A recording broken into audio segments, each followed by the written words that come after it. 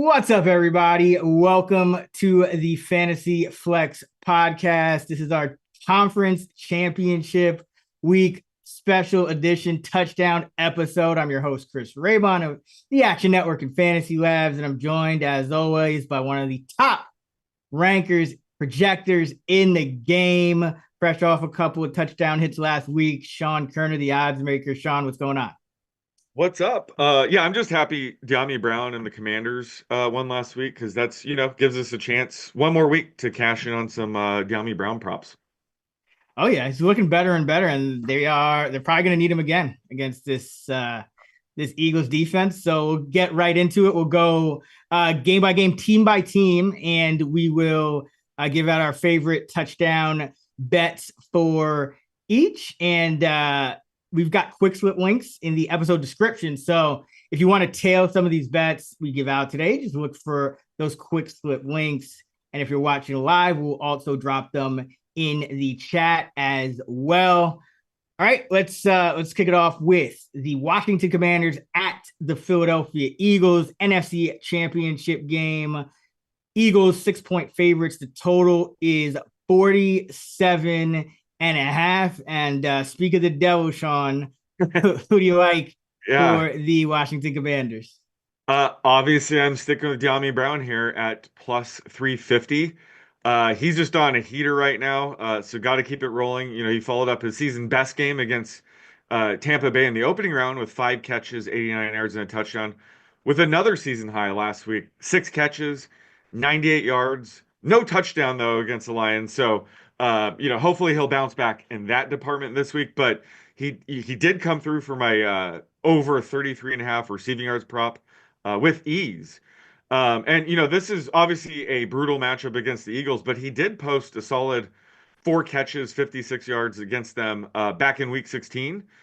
So, similar to last week, I think this is a spot where the Commanders will probably be in more of a trailing pass heavy game script, which also means more, 3 wide receiver sets. The Commanders use 3 wide receiver sets at a 10% higher rate when trailing.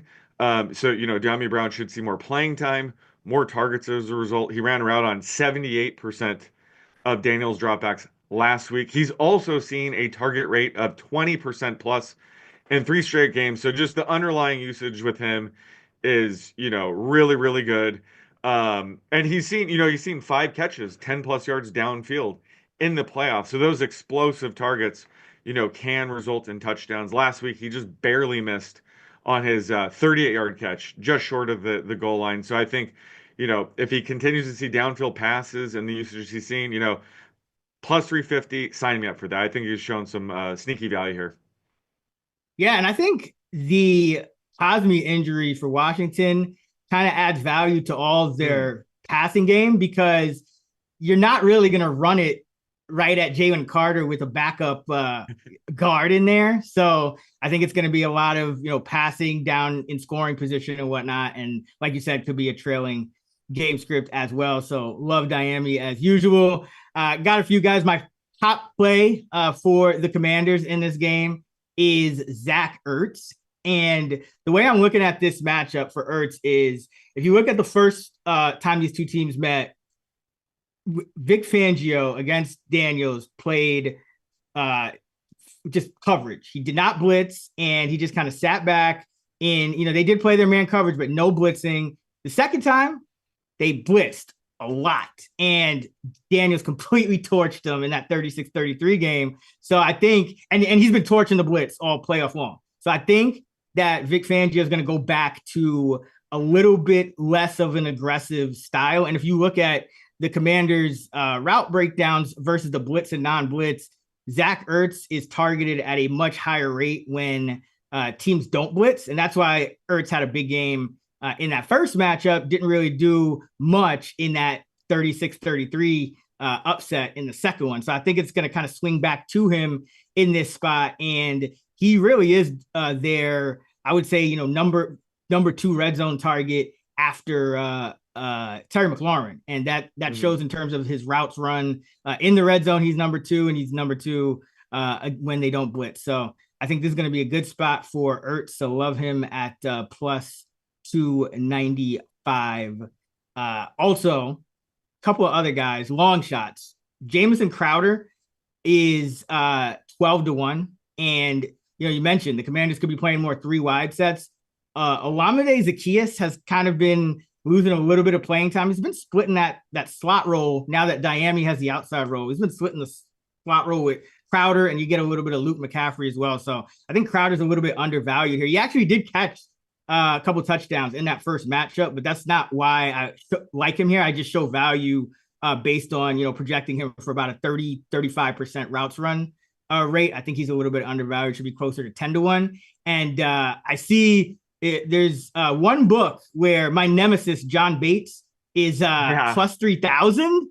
That's got to be an error, but it's up. I've seen it, so I can confirm it's there. He barely missed a touchdown against Detroit. Daniels, one of his few missed throws, just kind of threw it a little too short-armed it. Bates would have had a walk-in touchdown.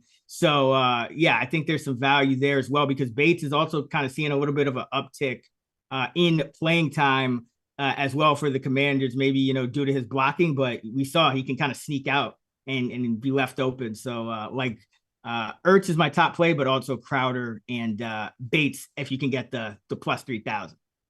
Yeah, I can confirm he's still 30-1 at FanDuel right now. Ridiculous. And he's similar to like Brock Wright last week, where I was like, do I think he'll score a touchdown? Probably not, but he shouldn't be 12-1. 30-1 is insane. Like, where would you project it at? I have it closer. What would you bet it down to? Because even if it's like It's 25-1, that's probably still worth a sprinkle. Yeah, no, it should be about. I think it should be about 15-1. Yeah, it's because he's hitting about a 40% routes run rate. I have it projected more conservatively, because tight ends in trailing game script they can play less, so I have it more like 25-30%. Yeah, and I'm still showing a ton of value. And he could be more likely to be in on like goal line packages, right, with heavy personnel, 2 tight ends. Like, do you know if more of his routes are kind of in the red zone or not?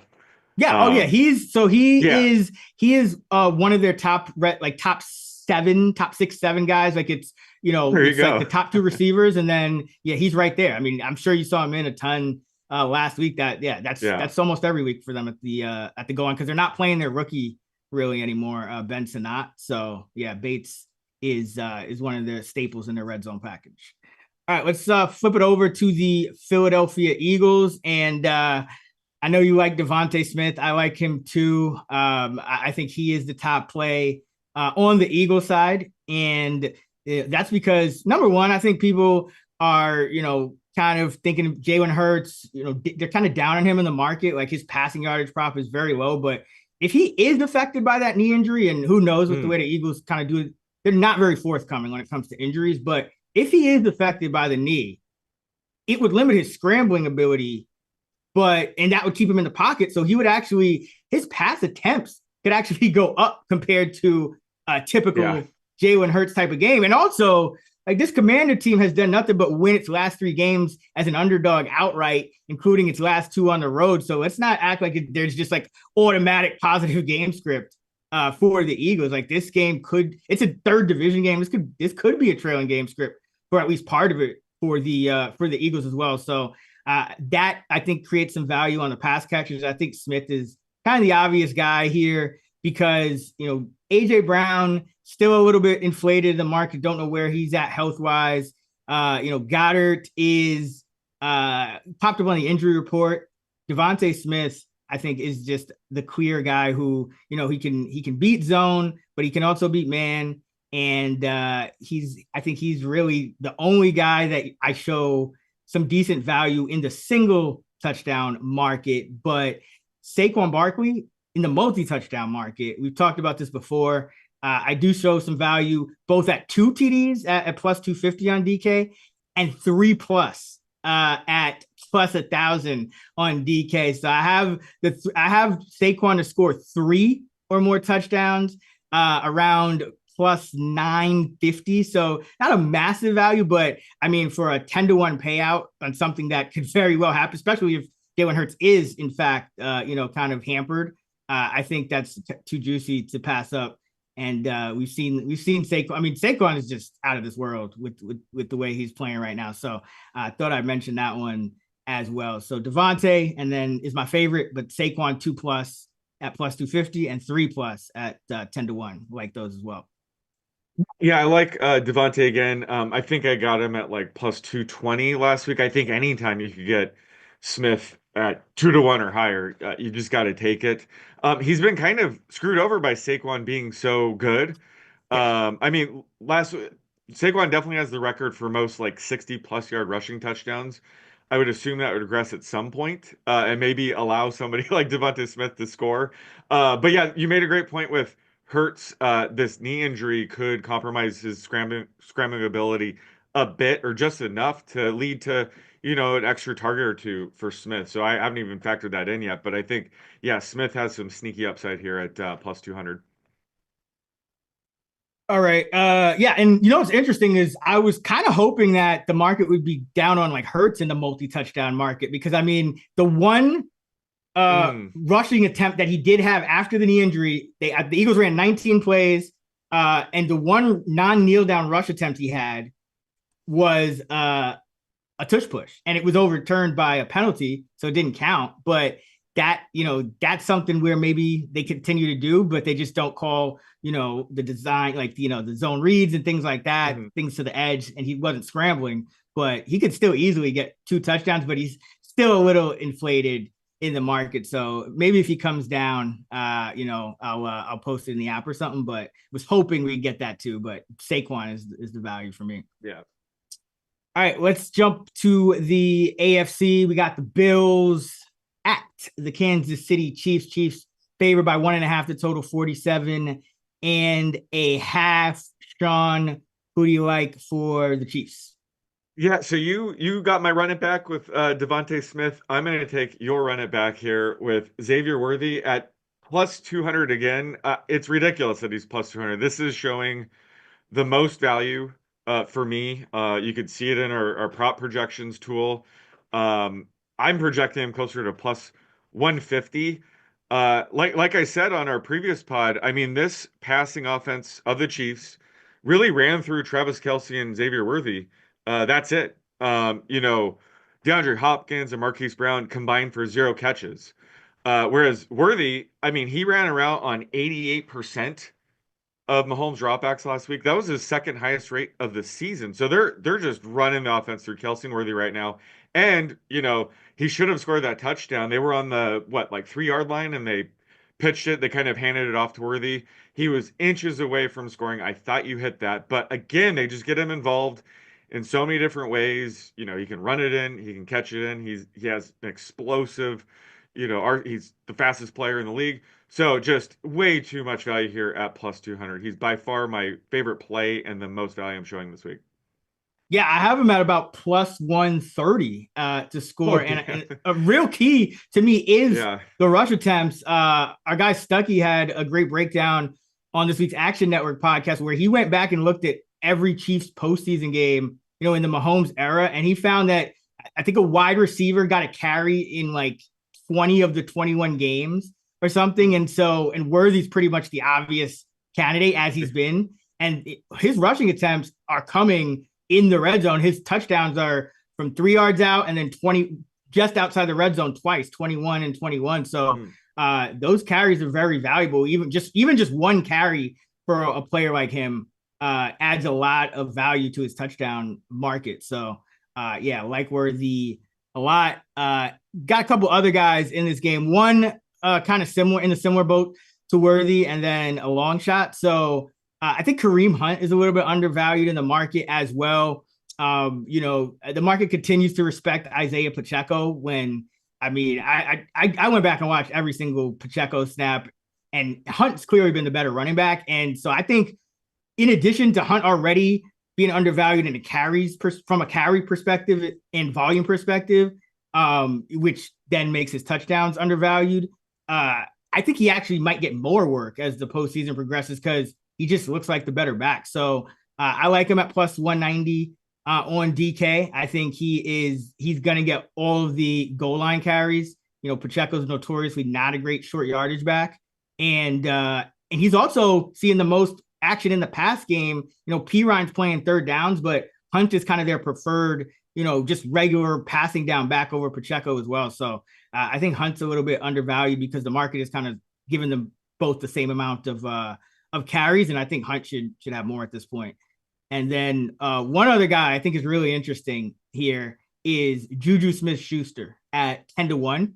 Now, if you look at red zone routes last week, he tied for the team lead with Travis Kelce. Now, you might have not noticed him out there because he wasn't a read. He wasn't a first read on any of the targets. He didn't get a target, but we just need him in there. And I noticed that, last time these teams played, he's on those Noah Gray touchdowns. On at least one of them, he set a pick. So you know how Andy Reid kind of calls games and, plays build off each other. So I could easily see now, maybe Noah Gray setting a pick for Juju because he's going to be the least accounted for Chiefs receiver anytime he's on the field. So 10-1, I think, is an interesting one for a guy that's been on the field just as much as Travis Kelce in the red zone, and no one probably realizes it. So like Juju at 10-1 as well.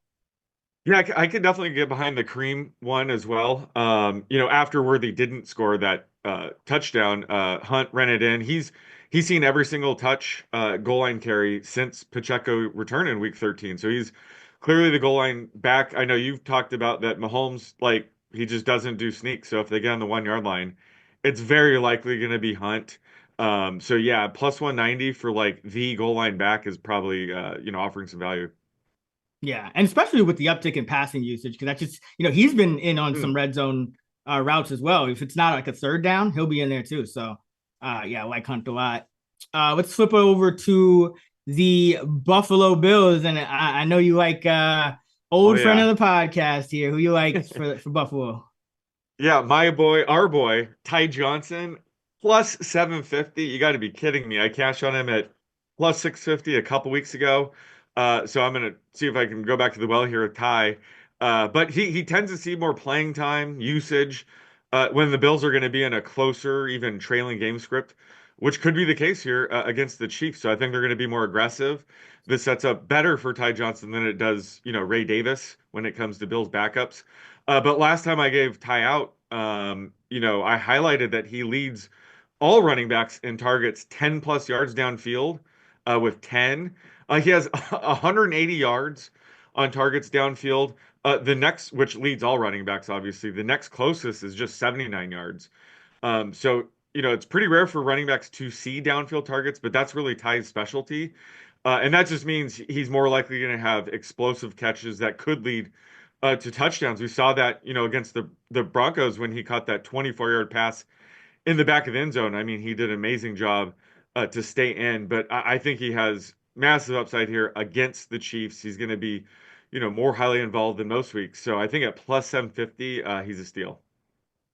Yeah, I think what's interesting for the Bills is that because it's been such a long season and, they've kind of established, we know they have Josh Allen and they can throw it around and whatnot, but it feels like the market is kind of just undervaluing the most obvious game plan for the Bills, which is to just keep doing what they've been doing, which is targeting their backs and tight ends, especially down the field. Outside of Mac Hollins, the Bills leaders in depth of target are Kincaid, Knox, and Ty Johnson.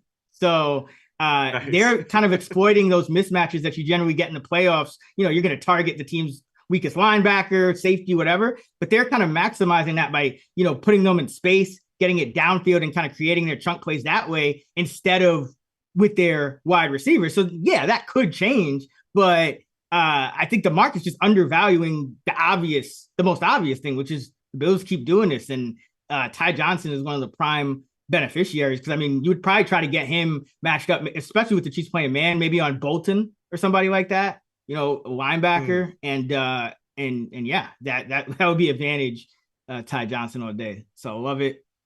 For me, James Cook is my top play in this one. But I think Ty Johnson is the best play in this one. But James Cook is I think a value as well at plus 145 on FanDuel. Now, he scored in 13 of 18 games. That's 72%. Obviously, don't expect him to sustain that rate. But again, I think the market is undervaluing the Bills. Just keep doing what they're doing, and that's feed James Cook. So every week, we see his carry prop. It's like 12, 13 and a half. And so his touchdowns are going to kind of be based off that, where, they've been feeding him like 20 carries a game in the playoffs, that he's been the centerpiece of their offense. It was kind of fluky that Ray Davis got the goal line carry last week, but again, Cook scored in 72% of his games. I have him around about plus 120, about plus 125 here. So showing a bit of value at plus 145 on FanDuel. And I think he, along with Ty Johnson, he could also be involved in the pass game. He actually had, I believe it was 6 targets in that last Chiefs matchup, a lot of checkdowns. So some added value there. And one other guy I'll mention is Curtis Samuel at plus 750. He's kind of come out of nowhere to be a factor. We were trying to figure out, the splits between Mac Hollins and Amari and Coleman. And Curtis Samuel just said, wait, I'm here too. And so they're all just splitting snaps behind Shakir. Now, Samuel's the only Bill receiver that has not run a route in the red zone in these playoffs.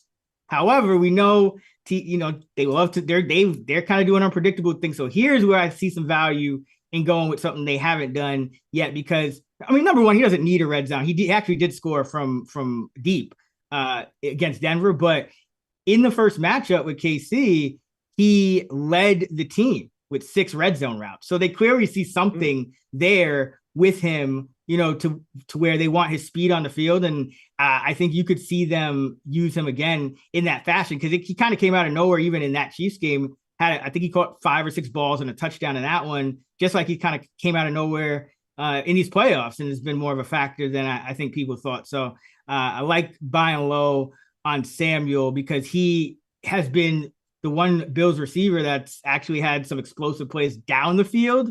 And I think there's some upside and room for growth with his red zone role as well. So like him at plus 750. And he could also get like a designed rush attempt, like a reverse. I'm actually surprised they haven't been giving him more direct rush attempts. That's kind of been his thing throughout his career. So yeah, if they're in the red zone, like a play where they kind of hand Curtis Samuel the ball off isn't out of the question either, which can lead to a touchdown, of course. Yeah, I think the speed is definitely an asset in the playoffs. And you have the other thing with Samuel that I think is interesting is that, Hollins, Hooper, Coleman, those are the perimeter guys, right? Kincaid and Samuel have been more in the slot. Shakir and Samuel, right?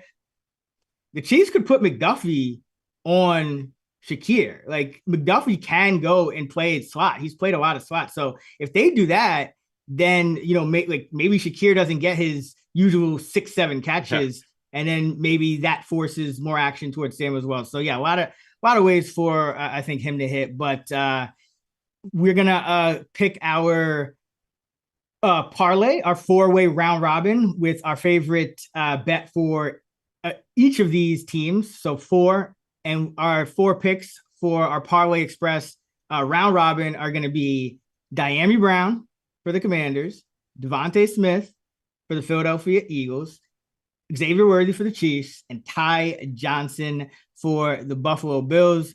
Now, remember, if you want to tail the bets we've discussed today, look for the Quickslip links in the episode description. It's super easy. Just click that link and it'll open up a bet slip for you to tail. Plus, we'll put some of our favorite touchdown scores from today's episode in a round robin. And that's what I just mentioned with the Brown, Smith, Worthy, Ty Johnson. You can check that in the Parlay Express account on the Action Network app, the free award-winning Action Network app that is. So hope you guys enjoyed the show. We'll be back next week. That's going to do it for our Fantasy Flex Conference Championship Touchdown Special episode. Be sure to subscribe to the pod so you don't miss an episode this or in the off season or next season. And check out Fantasy Labs for all of our fantasy football content. You can use code FLEX40 for $40 off. Sean is on X at @_oddsmaker. I'm at Chris Raybon. And you can find us at those same handles on the free award-winning Action Network app. Until next time, let's get this money.